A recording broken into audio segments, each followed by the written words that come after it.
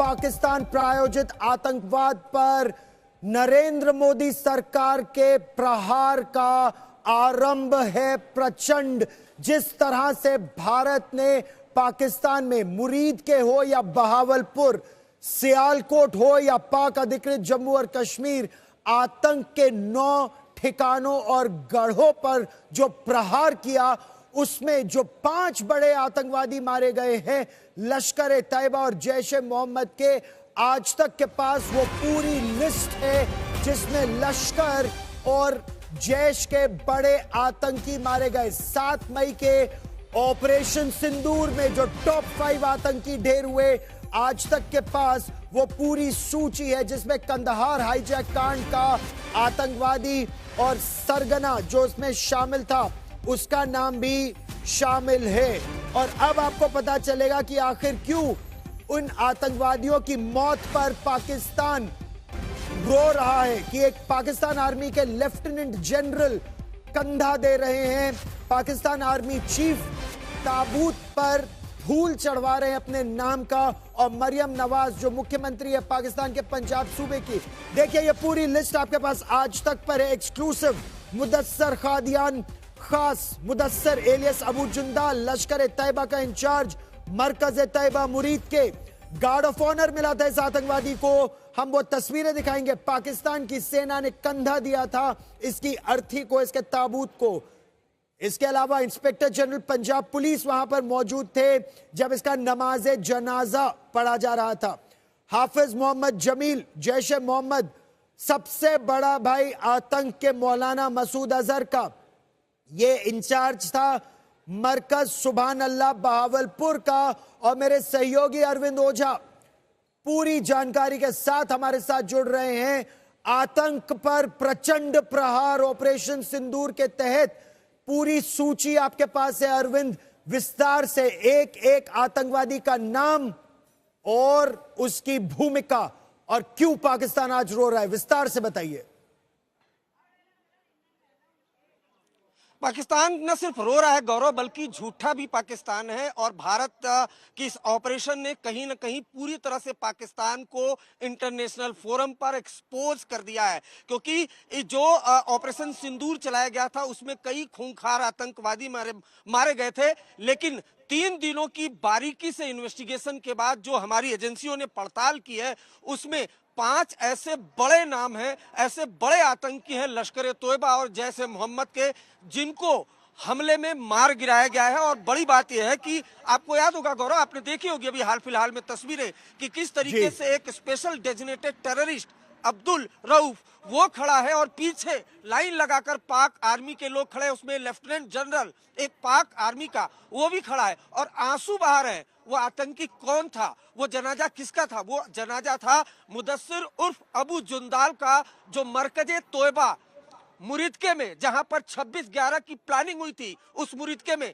कसाब ने वहीं पर ट्रेनिंग ली थी, उसी मरकज तोयबा में मौजूद था। और वहीं पर जब हमला हुआ और मरकज तोयबा हाफिज सईद का ठिकाना जब उड़ा तो मुदस्सिर जो एक डेजिग्नेटेड टेररिस्ट था वो मारा गया। और उसके जनाजे में, उस आतंकी के जनाजे में पाक आर्मी के लोग आंसू बहा रहे थे। दूसरी जो बड़ी कामयाबी है, जो कांधार प्लेन हाईजैक हुआ था उसमें जो एक आतंकी शामिल था वो भी हमले में मार गिराया गया। तो ये अपने आप में बड़ी खबर है। मसूद अजहर का वो भाई था, रिश्तेदार था, उसको भी हमले में मार गिराया गया। तो एक एक आप रहिए मेरे साथ, आपने बहुत बड़ी बात बताई और मैं चाहता हूं कि हमारे दर्शक वो तस्वीर एक बार फुल फ्रेम देखें, क्योंकि दुनिया में ये नजारा कहीं नहीं देखा गया होगा कि एक आतंकवादी मर जाता है तो पाकिस्तान की आर्मी का एक लेफ्टिनेंट जनरल, यही है वो आतंकवादी जिसके लिए नमाज जनाजा में पाकिस्तान की आर्मी लाव लश्कर के साथ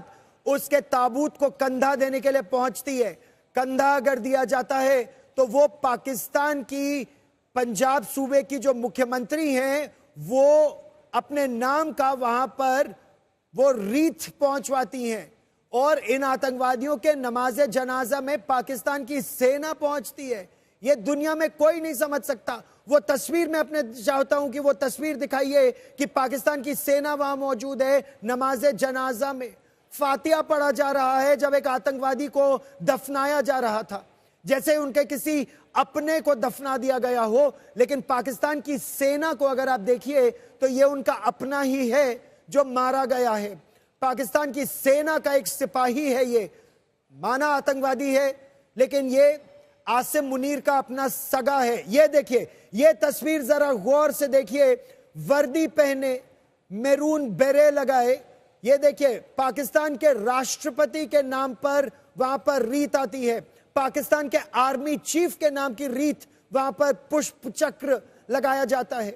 और ये एक आतंकवादी वहां पर नमाजे जनाजा को अगर पढ़ रहा है तो उसके पीछे लाइन में पाकिस्तान की पूरी सेना वहां पर खड़ी है।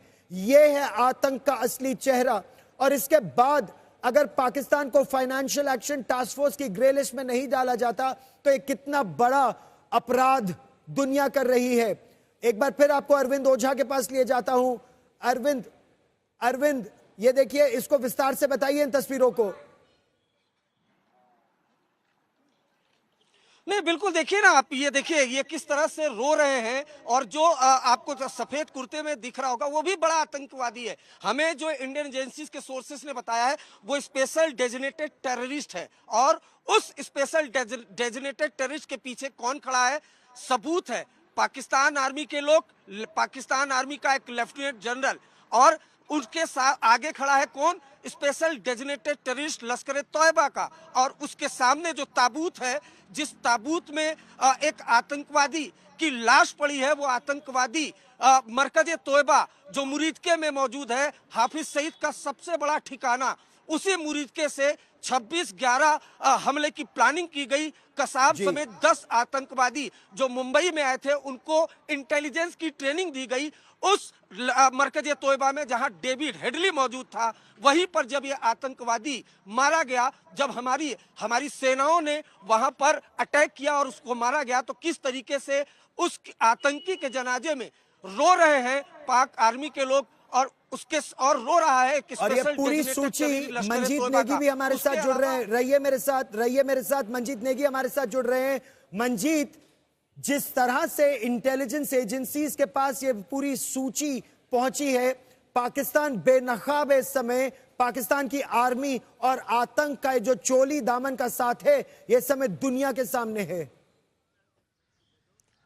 गौरव, ऑपरेशन सिंदूर के बाद पिछले 3-4 दिनों से इस बात को लेकर हम सबके बीच में चर्चा थी कि आखिर जो बड़े ऑपरेशन भारतीय सेना द्वारा किए गए मुरीदके में, बहावलपुर में, वहाँ पर बड़ा आतंकी जिसको लेकर टारगेट हमने किया था, चाहे हाफिज सईद की बात करें, मसूद अजहर की बात करें, या उनके नंबर 2 जैसे अबू जुंदाल की बात करें, और बाकी जो डेजिग्नेटेड हैं, तो ये अब जिस तरह से एजेंसियों ने पिछले 3-4 दिनों की मेहनत के बाद ये पूरी ऑथेंटिक लिस्ट, उनकी पूरी डिटेल डोजियर के साथ सरकार को दी है और अब ये मीडिया के सामने आई है।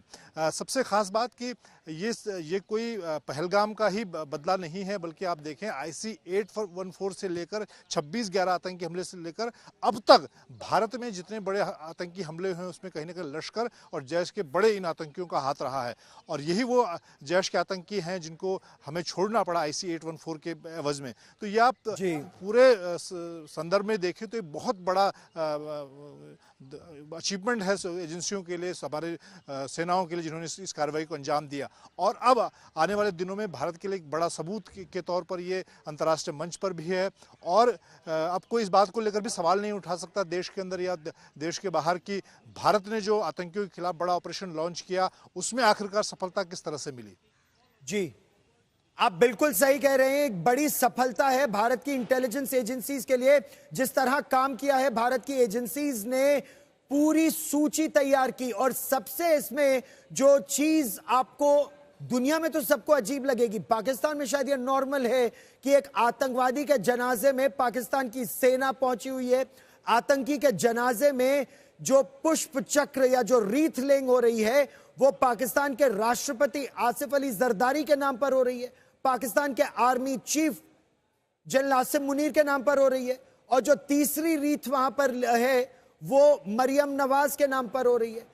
कोर कमांडर वहां पर मौजूद है। देखिए, एक लेफ्टिनेंट जनरल रैंक के अफसर वहां पर मौजूद है। न केवल बहावलपुर में बल्कि मुरीदके में हाथ बांधे बड़े बड़े ब्रिगेडियर और जर्नल वहां पर खड़े हैं पाकिस्तान की सेना के आतंकवादियों के पीछे। क्योंकि इन्हीं आतंकवादियों को ढाल बनाकर तो ये भारत को निशाना बनाते हैं। लेकिन अब मंजीत पहली बार इनको निशाना बनाया गया है, इन्हीं के घर में घुसकर इन्हें मारा गया है। क्या मुरीद के, क्या बहावलपुर, क्या सियालकोट और क्या पाक अधिकृत जम्मू कश्मीर। ये तस्वीर बहुत महत्वपूर्ण है, इसीलिए आप देखें डिप्लोमेटिक चैनल पर जिस तरह से हमारे जो विदेश सचिव विक्रम मिस्री ने इस तस्वीर को दिखाया था प्रेस कॉन्फ्रेंस में, क्योंकि ये दिखाती है कि कितना डीप नेक्सस है पाकिस्तान आर्मी, आईएसआई का और इन आतंकी सरगनाओं का। जब उनके मारे जाने पर ये रीथलिंग के लिए पहुंचते हैं, उनके जनाजे में पहुंचते हैं, और ये जो लिस्ट है, जो डोजर हमने एजेंसी ने तैयार किया है, और ये तस्वीरें, ये सारी चीज़ें भारत के बहुत काम आएंगी। चाहे हम अंतर्राष्ट्रीय मंच की बात करें और पाकिस्तान को एक्सपोज करने के लिए, पाकिस्तान किसी भी तरह से झूठ नहीं बोल पाएगा। किस मुंह से वो झूठ बोलेगा कि भाई उन्होंने भारत की जो कार्रवाई रही है वो सिविलियन के खिलाफ रही है। अब भारत के पास पुख्ता सबूत हैं, अब पाकिस्तान इस बात को लेकर झूठ नहीं बोल सकता। और आप देखें कि ये इस बात की भी तस्दीक करती है गौरव कि भारत की सेनाओं की कार्रवाई बहुत सटीक रही है। जिस तरह से लगातार इस बात पर जोर दिया जा रहा है, और भारत की एजेंसियों ने साबित कर दिया है कि वो भी हम, क्योंकि ये सिर्फ उदाहरण देते थे कि हमारी एजेंसियां मोसाद की तरह ऑपरेशन कर सकती हैं, इजरायली सेना की तरह ऑपरेशन कर सकती हैं कि नहीं कर सकती। ये ऑपरेशन सिंदूर अब एक नज़ीर बनेगा भारत की एजेंसियों के लिए, हमारे सुरक्षा बलों के लिए, कि हम भी दुनिया की सबसे बेहतरीन एजेंसी और सेनाओं की तरह दुश्मन के किसी भी इलाके में ज़मीन के अंदर घुसकर प्रिसिशन के साथ पिन पॉइंट ऑपरेशन कर सकते हैं। और अरविंद, ये बात तो प्रधानमंत्री नरेंद्र मोदी ने इशारों में नहीं, दो टूक स्पष्ट कह दी थी। इस तरह की कार्रवाई की जाएगी जिसकी कल्पना तक नहीं की होगी। कहीं भी छिपे होंगे उनको जड़ से मिटा दिया जाएगा। वो आतंक की मिट्टी में मिला दिया जाएगा। मिट्टी में क्या, मिट्टी के नीचे दफना दिया गया है। कंधार हाईजैक में शामिल मोहम्मद यूसुफ अजहर IC-814 1999 में इंडियन एयरलाइंस का विमान, उसका अपहरण हुआ था, हाईजैक हुआ था। उसका दोषी 2025 में उसे सजा दी गई। इस तरह अरविंद,